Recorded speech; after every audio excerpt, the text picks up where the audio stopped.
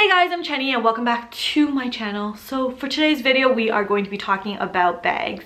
Now before we start, I actually want to take the time to apologize to you guys because I haven't been making a lot of videos lately. I told you guys I was going to make 2 videos a week, but I haven't really kept up because I've been super busy for the last 2 weeks and I might be really busy in the next week.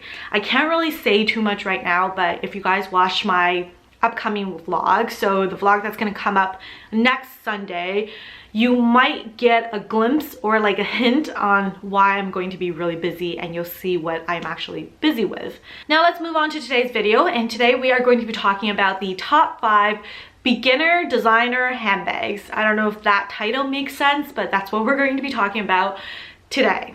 Today we are going to start the countdown by doing the number 1 bag first, and the number 1 bag that I think any girl, any woman should have in their designer handbag collection is an LV Neverfull. This is my LV Neverfull, and I actually bought this bag 10 years ago when I graduated from high school. As you guys can see, it's still intact, it's still in really good condition, and it's still in my collection. Now nowadays my mom actually uses the bag. I don't use the bag as much, but it's just a really good bag to have.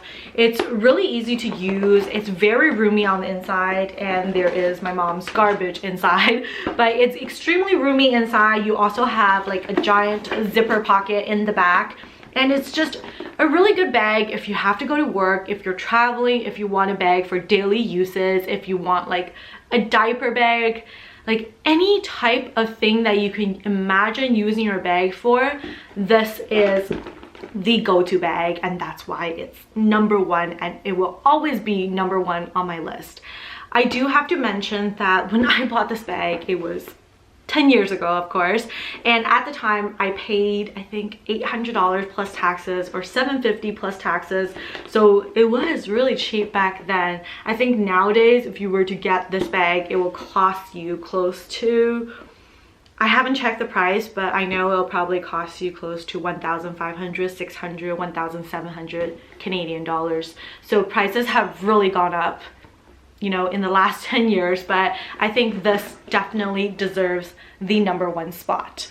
Number 2 on my list is actually a Gucci Dionysius or a Gucci Marmont bag. I don't have a Gucci Marmont bag, so I can't show you guys, but if you are going to buy a Gucci Marmont or a Gucci Dionysius, I feel like you should definitely go with a classic color like black, or for the Gucci Dionysius you can go for a classic, you know, GG print color, either in the tan or the black or the dusty pink. For me, I went with a floral color. At the time I loved the floral, but right now I am regretting it, so definitely don't take my path. But I love the Gucci Dionysius bag because it's got so many layers underneath. On the inside you have 2 large pockets or compartments, and you have a center zip pocket here. You also have another compartment in the front, and on the back, my particular version, there is no pocket in the back, but I know there's some other versions where you do have a pocket in the back as well. I love this bag to death. It's really amazing, it's easy to use, and I think just the value you get for what you pay is really good value, and it's a great beginner designer bag. Like if you're buying a Dionysius or if you're buying a Gucci Marmont, these bags will run you $2,000 to $2,500, and I think that's really good value as a designer, like beginner bag to have.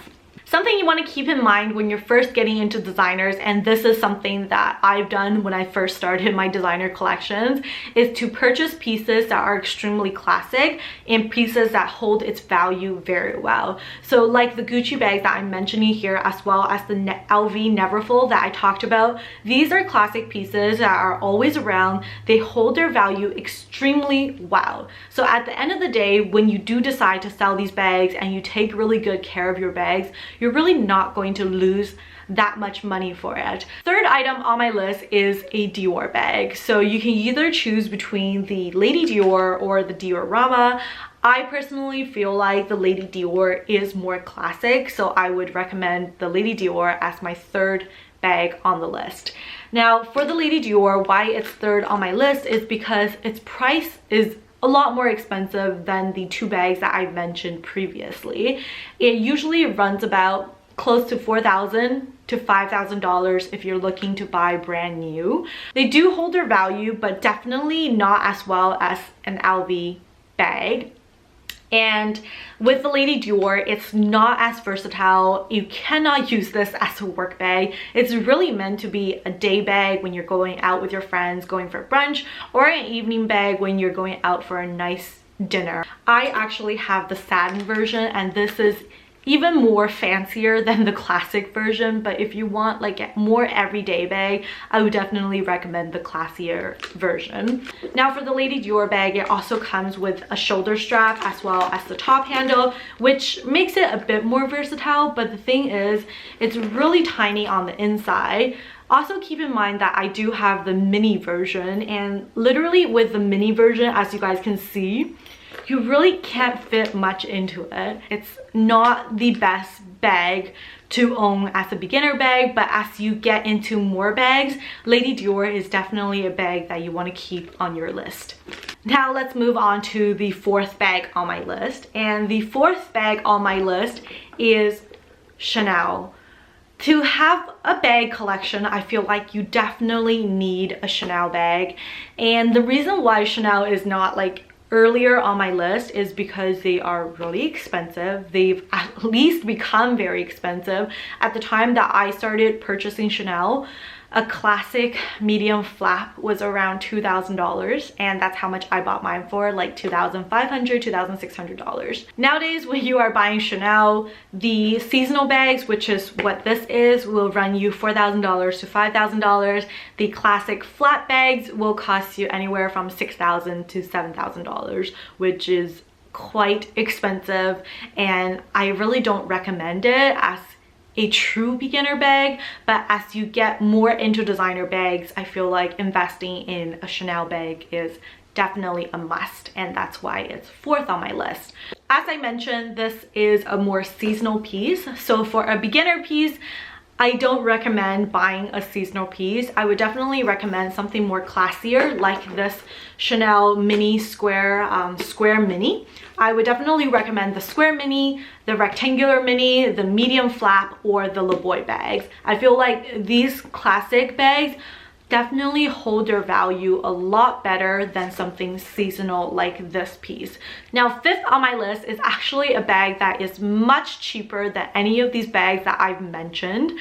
I could have talked about my Birkins, but I feel like Birkins are really not a beginner bag because they are extremely expensive. They do hold their value really, really well, but they are definitely not a beginner bag. Now, the fifth bag that I have for you guys is actually this Michael Kors tote bag. I originally got this bag when I started working, and this bag was around $300 Canadian plus taxes, so it was a really good price.